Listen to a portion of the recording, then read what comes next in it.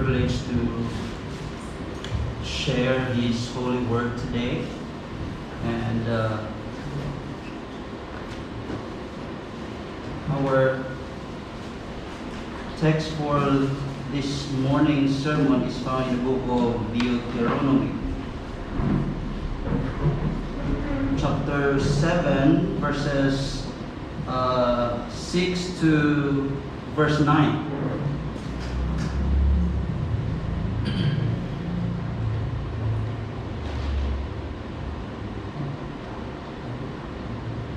We're going to read verses 6 to 9.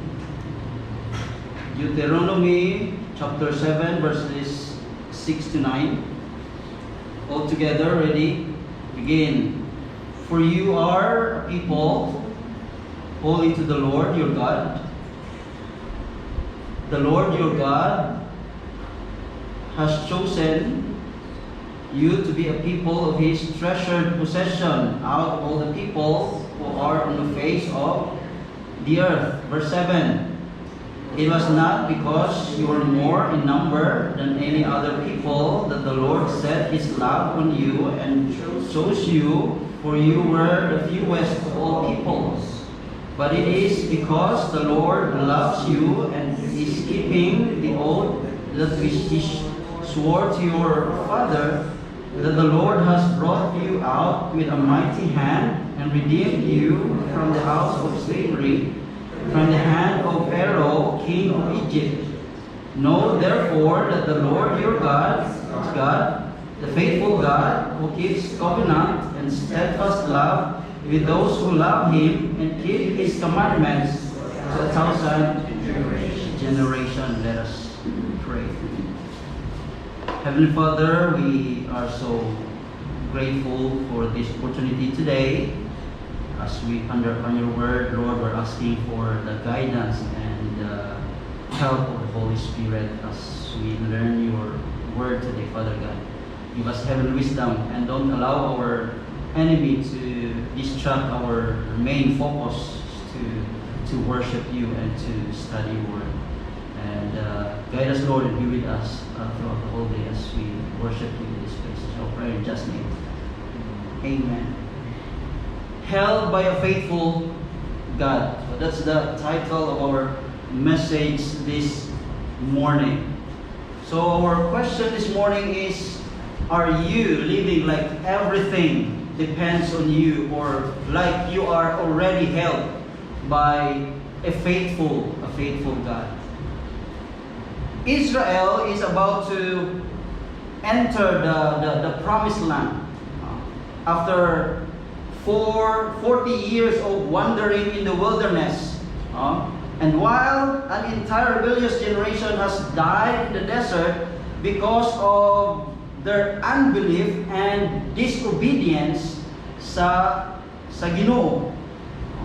And the wilderness had been a place of testing para sa mga Israelites, a place of discipline and dependence on God. But it is also became a testimony that even when His people fail, God remains faithful to His promises. And before they are allowed to enter the promised land, si Moses delivers a series of sermons to the people of God. And the content of this book was given to the people of Israel during the last month of Moses' life. And these discourses were given to the generation of Israel that were born during the wilderness wandering, who had either been very young during that time or ang iban way paguro na bata. So when the law was first given to Israel, so this book is named Deuteronomy, which means second law. And Deuteronomy is a restatement of the law of God sa iyang nga chosen nga nation. And this generation needed to know that God was with them. Dapat ipaintindi ni Moses no, nga ang Ginoo sa sining nga mga younger generation, nga ang Ginoo was with them just as He had promised to be with their fathers, and they were about to face the fight of their lives, and they needed divine assurance that they could depend on God as they faced the people of Canaan and committed to live their lives for the Lord. So this passage mag-remind sa Israel that their God is what? That their God is completely faithful, and they could find peace and security, sa iya, and they could trust everything He says, or hold on to His promises and rely to His mighty power. No matter what challenges lay ahead, God would be with them and carry them through. Okay? We need this same kind of reminders today. We are living in the days when the people of the Lord need to be sure that they can trust the Lord. And today, I want to show you from this passage that our God is a faithful God. And there are some reason given in this text that demonstrate the truth that our God is the faithful God. So let's examine those reasons together today. So the first reason, the first thing is, God's faithful passion for His people. Una gidra, the reality of God's passion in verses 7 and 8, makita natin dira ang word that set His love upon you, or to passionately desire a thing. Now, ang ining verse states that very clear that God loves His people. Hambal dira, He set His love upon you, or to passionately desire a thing. When it comes to God's love, no question or doubt about that. Right? God set His heart on the people of Israel and look every necessary step to bring them to Himself. Kumbaga, God chose to love, to desire, or to set His heart fully on His people. And this is not a weak feeling para sa Ginoo. And this is not a passing emotion. This is a deliberate, sovereign love sa Ginoo sa iya nga mga katawhan. And God looked at Israel not because they were great or not because they deserve it, but because God decided to love them. And once He set His love, ano ang tatabo? He moved heaven and earth to bring them to Himself. The amazing thing is that God does not love only Israel, but He also loves us too. Manang kanami. Not because you earned it, not because we earned it, not because we are enough, but because He is. Because God is love. And what kind of love is this? What kind of love is this? Ang una nila is everlasting love. Hambal dira sa book of Jeremiah chapter 31 verse 3. The Lord appeared to him from far away. I have loved you with an everlasting love. Therefore, I have continued my faithfulness to you. Hambal niya dira, I have loved you with an everlasting love. His love has no starting line and no finish line. And it will not run out on us. Another love sang Ginoo, kind of love sang Ginoo, not only everlasting love, but expensive kind of love sa Ginoo, no? Christ's love is so expensive that He gave His own life for us. Hambas sa Romans chapter 5 verse 8, but God shows His love for us in that while we were still sinners. Ano ginimo niya? Very expensive. Diba? Para sa aton kisa when we show our great love to someone, right? Sometimes we buy some precious thing or very expensive thing, right? To show to them that that they are very loved by us. But kita ta diri in Christ, not only He gave a special thing, but He gave His own life. That's why that kind of love is so expensive. His love is not cheap words. It is paid in blood.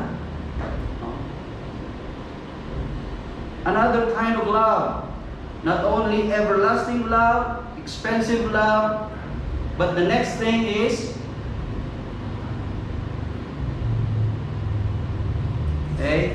the next kind of love is extensive kind of love. John 3:16, God loves not only the Israelites, but even the Gentiles, even us. For God so loved not only the Israelites, but He says here, for God so loved the world. His love reaches far across the nations, right? Across failures, across broken lives. Hindi lang ang iyang chosen people, not only Israelites, but He loves the world. Okay? So ano ang makuha natin sa silingan nga ano ang lesson natin diri? Hanggang sa ating lesson, God's love is not based on who we are, but on who God is. God's love is not based on who we are, but on who God is. So I challenge us to stop trying to earn a love that is already given by God to us. Start living like someone already chosen, already loved and already held by God. For example, when we fail, don't run, but return or come back to God. Sometimes we mess up. We sin, we fall short, but instead of hiding or pushing ourselves, we need to go straight to whom? To God. Okay? Return to God. Lord, I failed again, but thank you that you love me. That your love for me didn't change. Help me walk again. And you're not trying to earn your way back, but we're coming home. Or sometimes when we feel insecure, diba? Don't compare, but rest. Sometimes kita ta sa aton Facebook account, when we scroll down, scroll, others seems better, right? Stronger, more successful than us. Diba? Don't compare. Kumbaga, our worth is not in being better than them, better than others, because I am already chosen in Christ. So stop chasing approval because you already have it. So not perfect, but secure. Right? not earning but resting, and not chasing love but walking in it. So God's love is not based on who we are, but on who God is. Okay?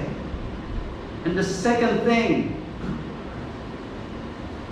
not only the reality of God's passion, but the kadwa is the reaction of God's passion. Verse 6, the Lord thy God hath chosen thee. Right? The word chosen means to choose, to elect, or to decide for. Okay? Out of all the nations, anong ginimo? God chose the tiny nation of Israel. Why? Not because they were strong, but because God is what? Gracious. And they became the focus of His love, of His mercy, and the covenant faithfulness. Not because they are strong. God's love does not stay as a feeling, but it acts. And His passion leads to a decision, and He what? Chooses. And if you are saved, it is because God has chose you. Right? Hambas ang Ephesians chapter 1 verse 4. He chose us in Him before the foundation of the world. And some wrestle with these doctrines of elections and predestinations. Damo ga-debate, gabais when it comes to the doctrine of election and predestination. And they forget the rest of the whole story. But this truth is not meant to confuse us, but it means to humble us and comfort us. Yes, ang aton nga salvation is a mystery, but it is also a mercy. Mercy sa Ginoo. Kumbaga, think of it like this. At the door of the salvation, it says, whosoever will.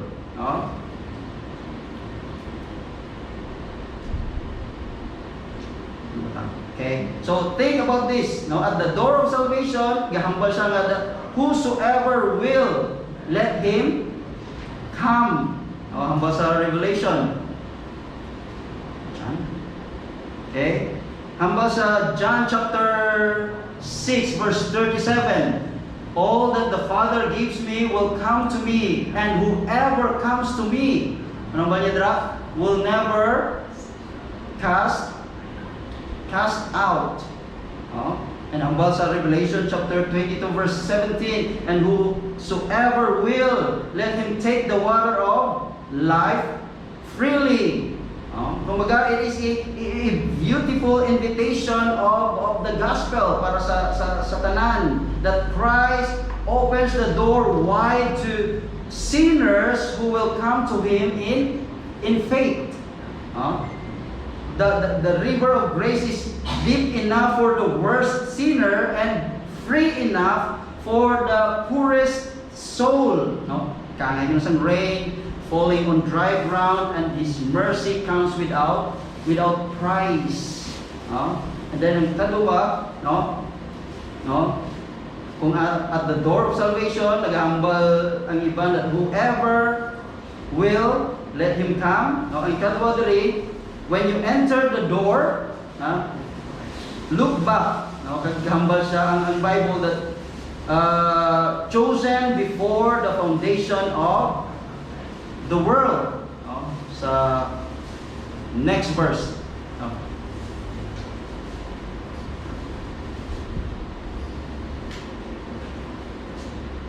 Okay. Hambal sa Ephesians chapter 1 verse 4. Even as He chose us in Him before the foundation of the world, that we should be holy and blameless before Him in love. Ang balidra, Ang ini nga verse nagatudlo sa aton sang deep and comforting truth. No? Ang niya dira, before the world was created, God already set His love upon His people in Christ. So ang salvation is not an accident, no? Not a last-minute rescue plan, no, sang Ginoo, but part of God's eternal purpose and grace. No? So amo ni ang point, no? Ang bagagina kung ara ka sa pertahan sa salvation, whoever will come, let him come. And if we look back, ang bagagina dira, chosen, were chosen before the foundation of the world. No? Muna yung ginadibatihan sa iban. No?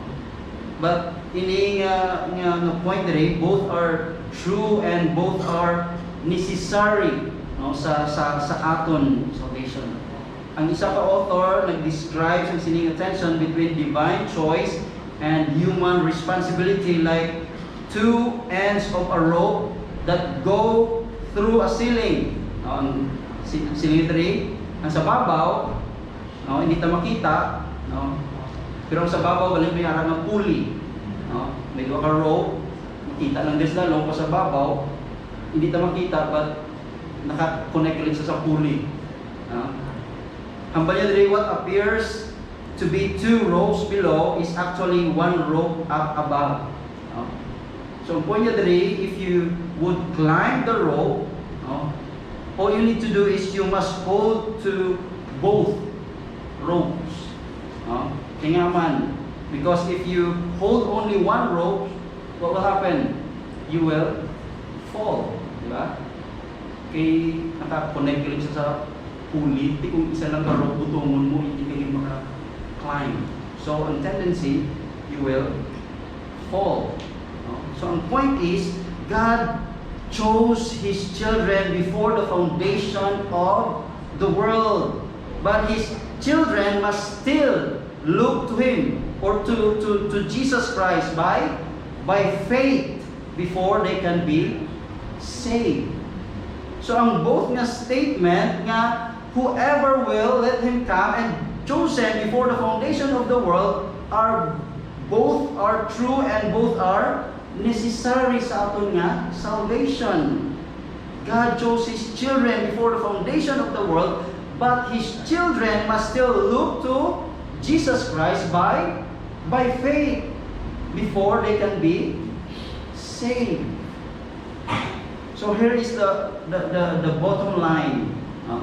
Jesus Christ died to save sinners from their sins. He died for our sins, and everyone who come to Him will be saved by Him. Muna ang basang John chapter 6 verse 37. Whoever comes to me, and whoever comes to me, I will never cast out. Whoever comes to me, I will never cast out. God chooses, but you must come to Jesus Christ by faith. Yes, ginpili na kita sa Ginoo. Yes, we're elected by God, chosen. But we must come to Jesus Christ by faith. So anong lesson diri? God's love chooses us by grace, and that same grace calls us to come to Christ by faith. God's love chooses us by grace, and that same grace calls us to come to Jesus Christ by faith. So that is the reaction of God's passion. And then thirdly here, the reasons for God's passion. Okay? Why did God choose Israel in verse 7? Why did God choose Israel in verse 7? No? Ang pagdadala sa may verse 7. No, it was not because you were more in numbers than any other people that the Lord set His love on you and chose you, for you were the fewest of all people. God did not choose them because of their numerical superiority, but He did not, or God did not choose them because there were so many of them. No, after all, ano ganyan balda sa may verse 7 sa katapusan niya? God says that they were the fewest of all people. Kumbaga, in other words, God did not choose them because of any quality they possessed within themselves. No?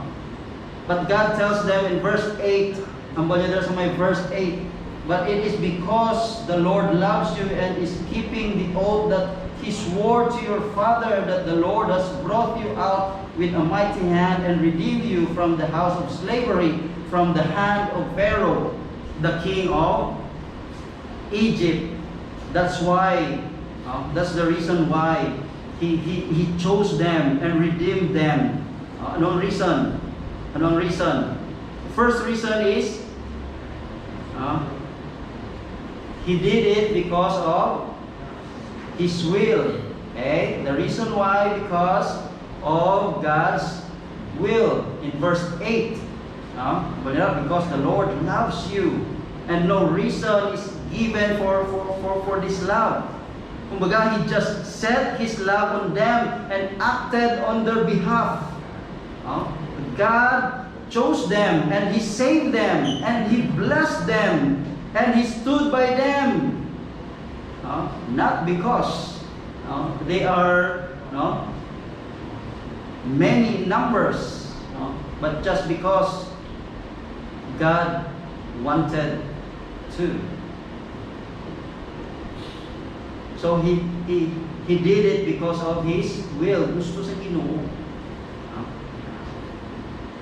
Ikadua, the reason why, because of His word. Aradya pundra sa may sinang verse. The Lord tells them that another reason for His grace toward Israel had to do with ang iyang promises to their father. God made some very specific promises sa ilang father, sa kay Abraham, sa kay Isaac, at sa kay Jacob. So on the basis of those promises, God kept His word and redeemed Israel. So umunang reason sang Ginoo, not because of their numbers, numerical superiority, but because of God's will.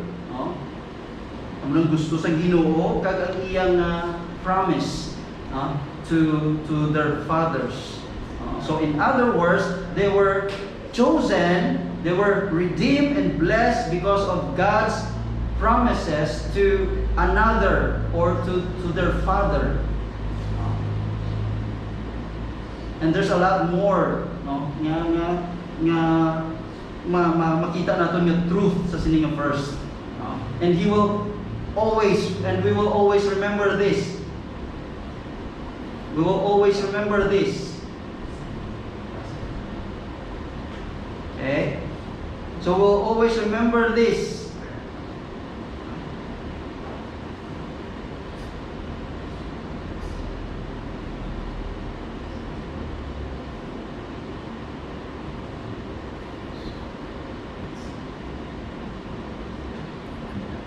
Okay? We will always remember this. Okay? That God did not save you or did not save us because He saw something good in you or something good in us.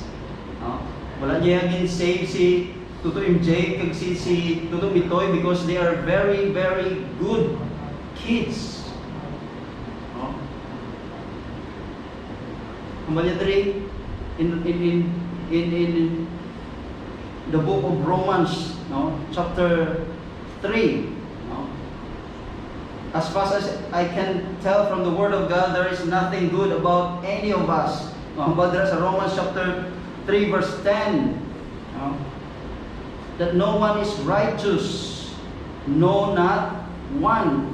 And also in Romans chapter 3 verse 23, for all have sinned and fall short of the glory of God. Tanda lagi ni permi that God did not save us because He saw something good in us. Wala gid siya maayo sa atin.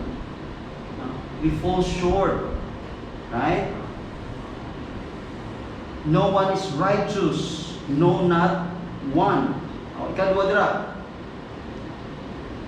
God did not save you because He saw what an asset you would be to His kingdom. Wala niya gin-save si Tuto John Ray because nga kita niya ini maayo ni magpasantay na sa ini may talent ni nga next ni siya na ni ang translator sa God did not save us because He saw what an asset we would be to His kingdom. No? After all, we were dead when we came to us to save us. Ang basa ng Ephesians chapter 2 verse 1, and you were dead in trespasses, no? And sins. Tanda tagid, God did not save us. No? Doon dako tang asset para sa iyang kingdom. No. Thirdly, katatlo diri, God did not save us based on anything we did, we say, we pray, or we possess. God saved us because of another. Diba? God chose Israelites because of their father. Because of His promise to their father. The same with us. God saved us because of another. God saved us because Jesus Christ died for us on the cross. That is the only reason why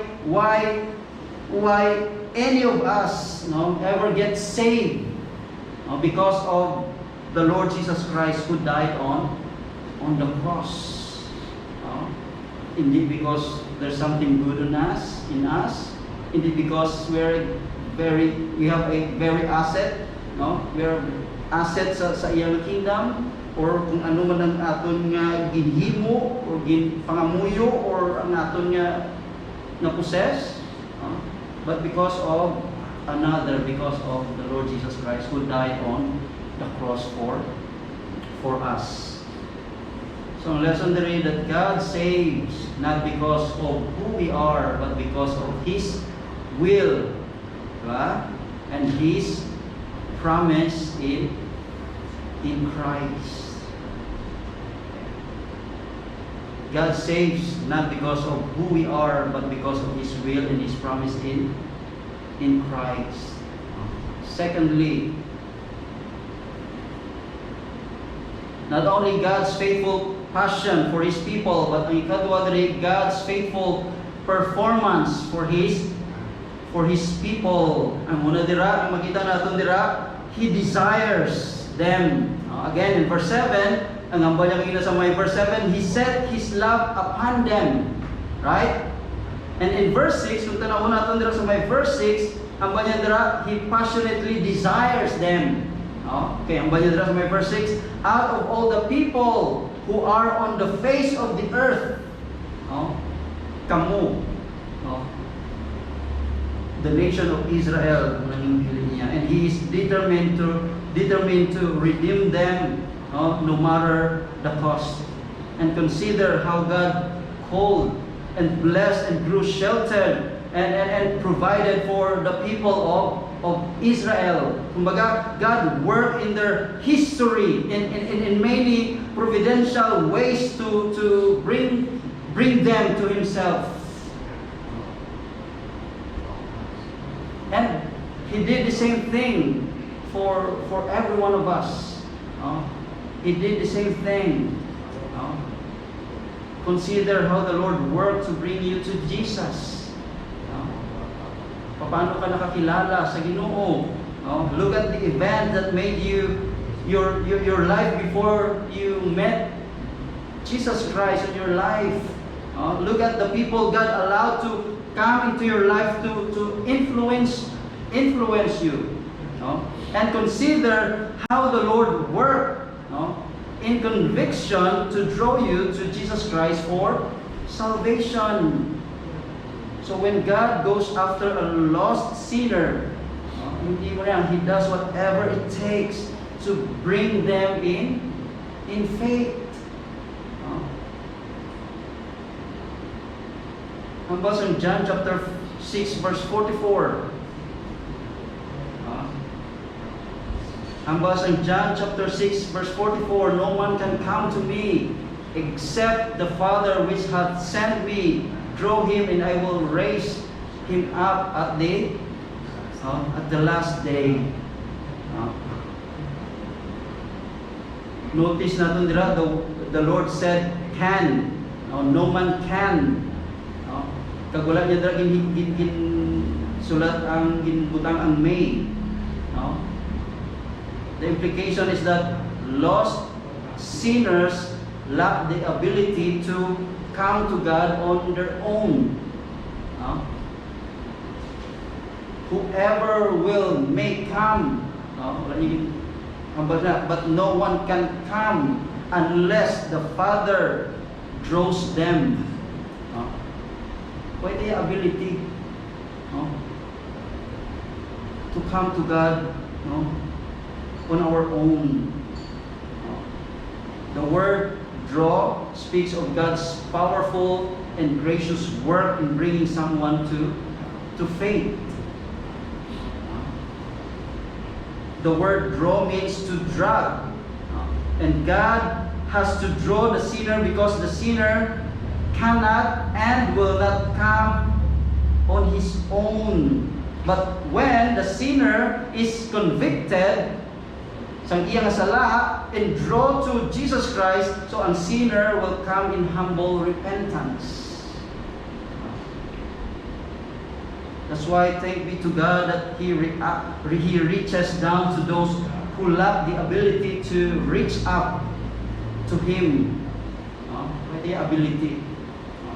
But ang Ginoo, He uses events, people, nga muna naka-lead sa aton, experiences nga makakilala kita sa Ginoo. Ang banyadra in Romans chapter 5 verse 6, For when we were yet without strength, in due time Christ died for the ungodly. So anong ma-learn natin diri?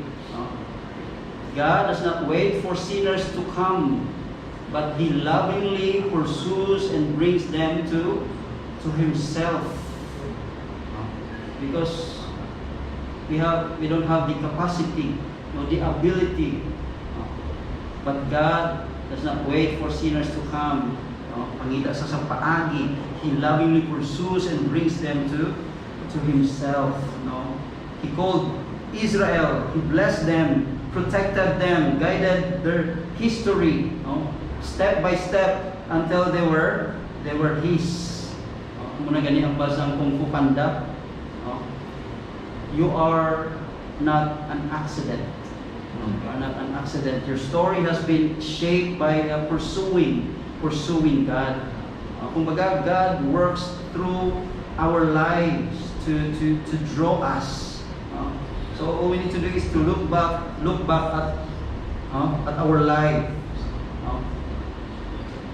Balikan natin ang mga tao na met natin, the moments that broke us, the truth that steered our heart.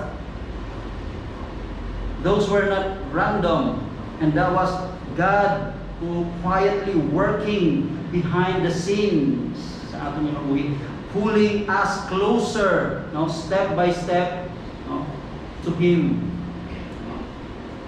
Kumbaga, God uses real life,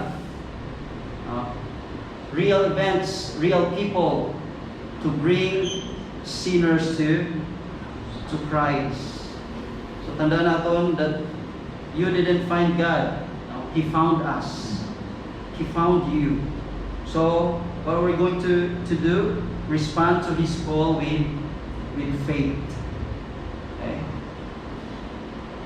Ikadua, not only He desires them, but ang ikadua diri, He delivers them. In verse 8, God reminds them that He brought them out with a mighty hand and redeemed them out of the house of bondage from the hand of Pharaoh, king of Egypt. He did not just love them and call them His people, but ang ginimo sa Ginoo, He actually purchased them unto Himself.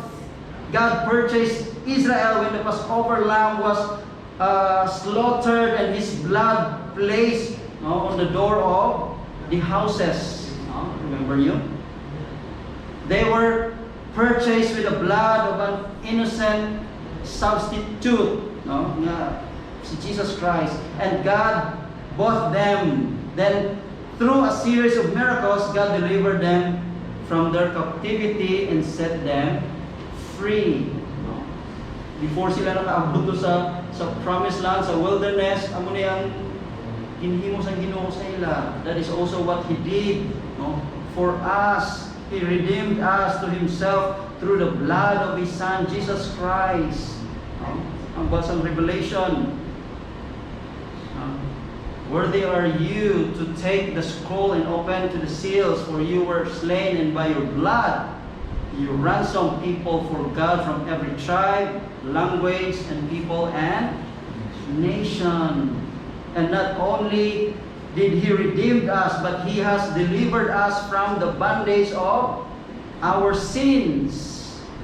Romans chapter 6 verse 14, for sin will have no dominion over you, since you are not under law but under grace. And He has also delivered us from the grip of one who held us in death, in darkness, and wretched slavery for so long. Si Satan, ang baldira sa may Colossians chapter 1 verses 13 and 14, who hath delivered us from the power of darkness. He delivered us from the power of darkness. So makita natin diri, God doesn't just love His people, but He redeems and delivers them completely. So live like someone who has been redeemed, delivered and set free by Christ. And this is a beautiful. This is the beautiful of the beauty of the gospel. Muna ang beauty ng gospel. He didn't just say I love you, or wala na siyang ambang I love you sa aton, but He paid for you and for me. He fought for you, and He brought you out from that sin, from that slavery. And then ikatatlo, not only desired us, He's not only desired them, delivered them, but ang ikatatlo diri, He develops them. Okay? In verse 6, God calls Israel a holy people and a special people. Ang word na holy carries the idea of being a saint. Being a saint. And it is the image of something that is set apart for God's singular use. Kumbaga, exclusively separated to God. So ang Israelites must have no association with the pagan religion. That's why in verse 3 and 4, makita natin sa verses 3 and 4, Moses reminded them in verses 3 and 4, you shall not intermarry with them, giving your daughters to their sons, or taking their daughters for your sons, for they could turn away your sons from following me, to serve other gods, then the anger of the Lord would be kindled against you, and He would destroy you quickly. No, gin-remind sila dira sa Ginoo or ni Moses. No? And also the word special or chosen, no, carries the idea of treasure. No, treasure. So God is telling Israel that while they were small in numbers, no, and had no real qualities that should make anyone care about them, but no, God loved them. No? God saved them and has set them apart as His treasure. No? Ginsiparar sila sang Ginoo as God's treasure and as a people set apart for His glory. So this is just a reminder of how the Lord works in our lives as well. When He came to us, we were what? Dead in trespasses and sin. Ephesians chapter 2 verse 1. Okay? And we were completely given over to the ways and whims of the world and the flesh and the devil. In Ephesians chapter 2 verses 2 and 3. And we were the children of the devil and defiled. Yet He loved us and set His grace upon us. So when He saved us, He also changed us. Not saved, but He also changed us and made us into a new creature. Hambal dira sa 2 Corinthians chapter 5 verse 17. Wala niya lang kita save, but He changed us, where He transformed us. And He placed His Spirit within us. Hambal dira sa 1 Corinthians chapter 12 verse 13. And we became the temple of the Holy Ghost, the very sanctuary of God Himself. Ang balya dira sa 1 Corinthians chapter 6 verse 19. Your body is a temple of the Holy Spirit within you.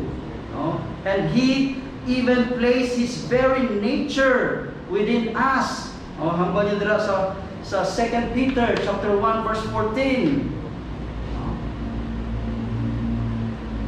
Ang balya dira, so that now we are not what we used to be. Kaya hindi lang kita saved, but He changed us. That's why ang balya dira sa 1 Corinthians chapter 6 verses 9 to 11. Know ye not that the unrighteous shall not inherit the kingdom of God? Be not deceived, neither fornicators, nor idolaters, nor adulterers. Okay? Ang balya dira sa last, and such were some of you, but we are washed, but ye are sanctified, but ye are justified in the name of the Lord Jesus, and by the Spirit of your God. He changed us, He transformed us. And God doesn't save us, but He sets us apart and transforms us into His treasured people. God does not just save us, but He sets us apart and transforms us into His treasured people. So ang challenge sa aton is we need to live like someone who has been set apart. Sang Ginoo, made new and treasured by God. Hindi kita basta-basta kay treasured kita sang Ginoo. Dapat magkabuhi kita, was been set apart, made new and treasured by God. And this is the quiet miracle of grace. He did not just take you out of sin, but He is shaping you into something holy. Okay, something holy from broken to belonging, no? From defiled to treasured, right? From dead to alive in Him. So amo na ang ginhimo sa Ginoo sa aton. He's not only delivered us, but He also transformed us. Okay? Then last and katatlo diri. Thirdly, not only God's faithful passion for His people, God's faithful performance for His people, and then thirdly in verse 9, God's faithful promises to His people. Una dira, He is faithful because of His name. So verse 9, God is called God, right? And tawag dira siya, the Lord thy God, and the faithful God. In verse 9. Now, each of these names magnifies a different aspect of Israelites' God. Okay? So, una diri, He is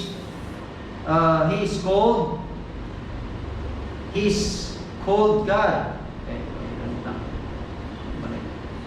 Okay? He is called God. Dira, kita natin una dira sa may verse 9. Kag ini nga word identifies Him, the one who is over all. It encompasses all of His power, ang iyang glory, His influence, and His wonder. Kag ini nga word reminds us that He is the one in charge of all things. That's why He is called God. That's the reason why He is called God. He is the one in charge of all things. Ang ikaduha nira, He is called the Lord thy God. Ang word nira nga Lord is the covenant name sang Ginoo. It identifies Him as the eternal, self-existent one. And it is the most common name for Him in the Bible. Kita na ito mga 5,200 times you can mention in sa Old Testament. And since it is His covenant name, it speaks of Him as the one who keeps faith with His people.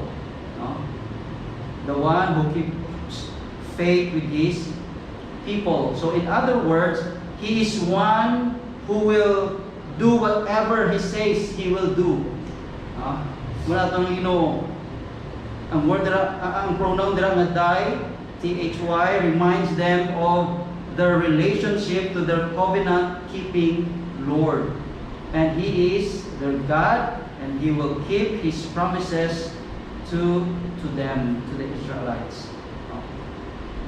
Tandaan ta that the God we serve is faithful God. His faithfulness is unlimited. Ang iyang faithfulness is unlimited. Makita natin dito sa Psalms 36 verse 5. His faithfulness is unfailing.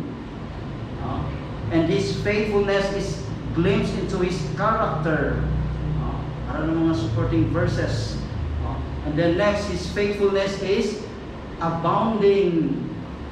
And He is faithful to help His people. Tama pa na? He is faithful to those He saves. He is faithful to all His promises to those saved by His grace, and He is faithful in His forgiveness of sin. Sampa lang na. Even though sometimes we are unfaithful to Him, we are unfaithful to God, but our God remains faithful to us.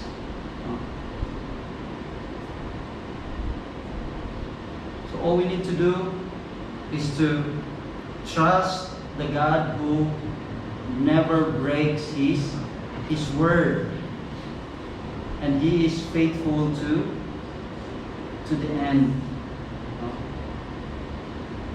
Our life may shake, our feelings may change, but God's name stands firm, and so does His faithfulness.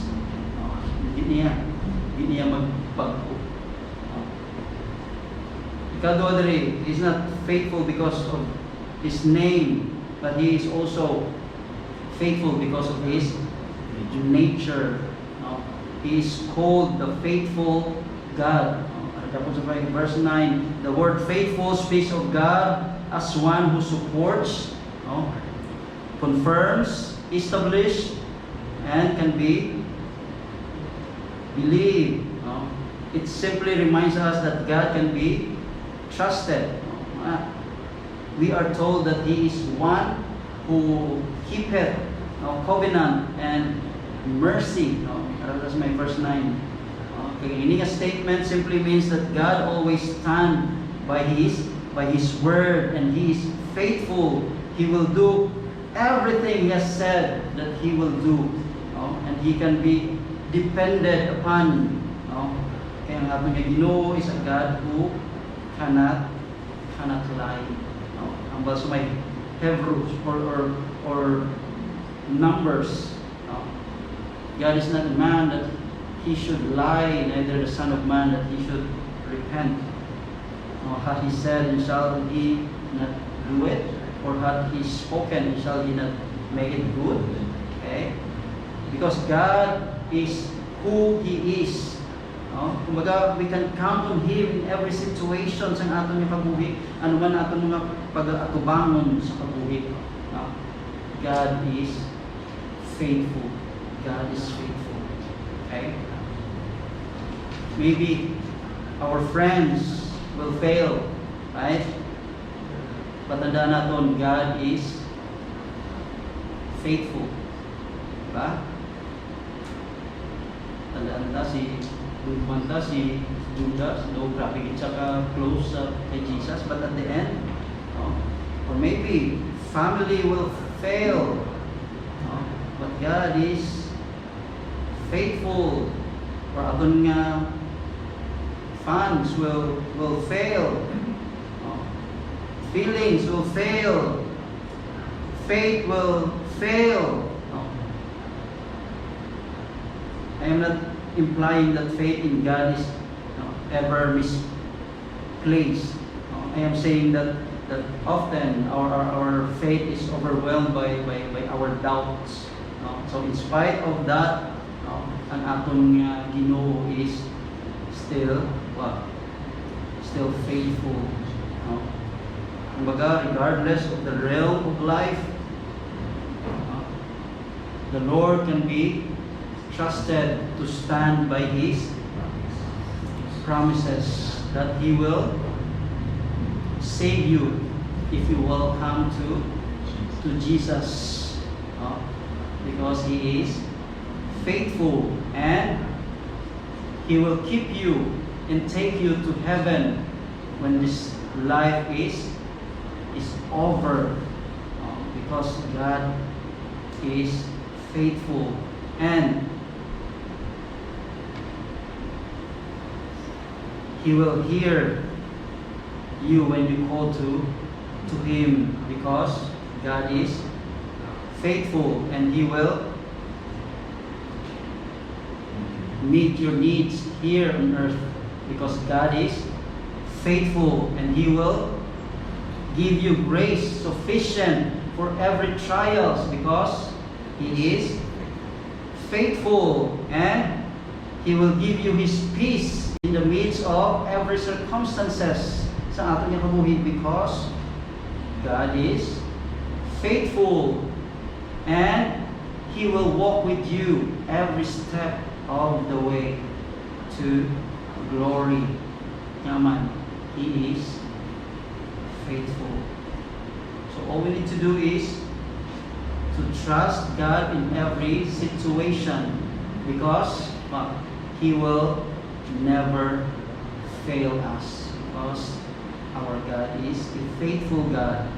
Everything else may shift, everything else may break, but God remains steady, remains sure, and faithful to the end.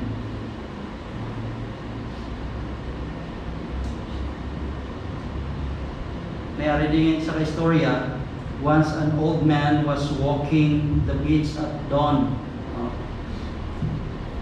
As he walked, na-notice niya that the beach was literally covered as far as the eyes could see with starfish. And he also noticed a young boy ahead of him who was picking up starfish and flinging them into the sea. So catching up with that young boy, an old woman asked him, "What are you doing?"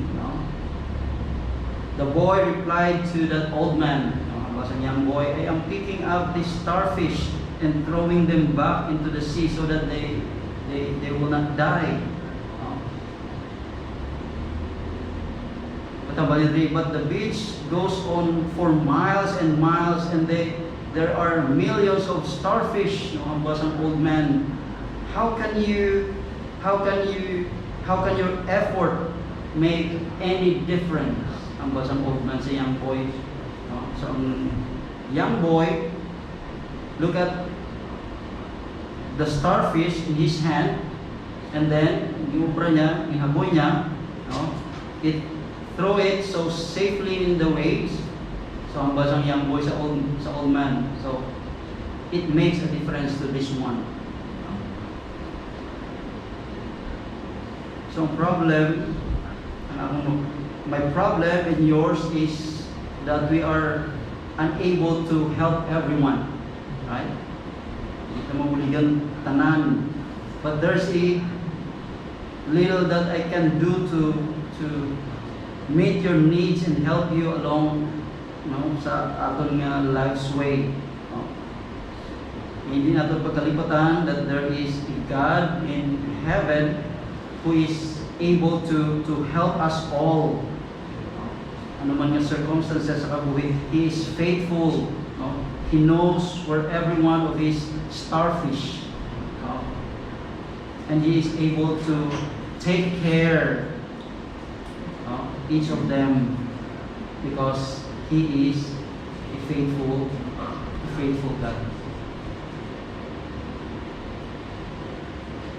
So in conclusion, let us rejoice in His faithfulness so that He is glorified in our praises to Him. Because God loved us, right? He chose us. And let us rest in His faithfulness so that we are delivered from the cares of this life. Okay? And lastly, let us report His faithfulness so that others may come to know Him too. Okay?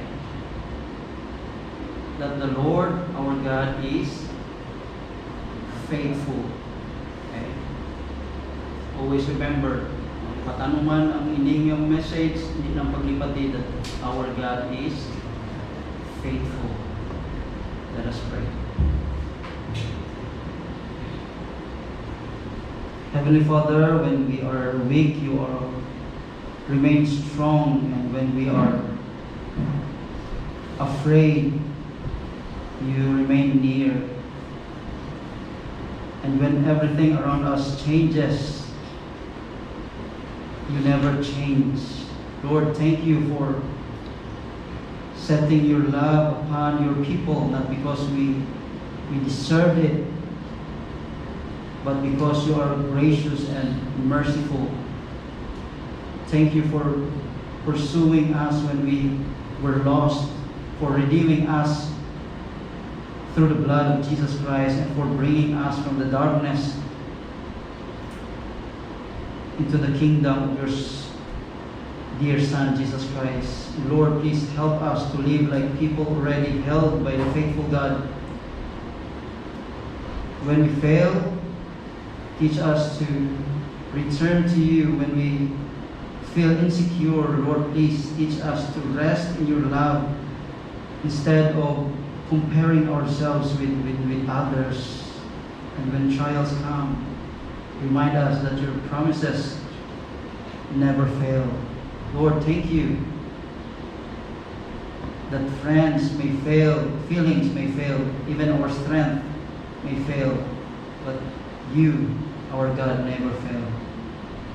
You are faithful from the beginning to the end. And Father, help us to trust you more every day, and help us to walk in holiness, live in gratitude, and share your faithfulness with others.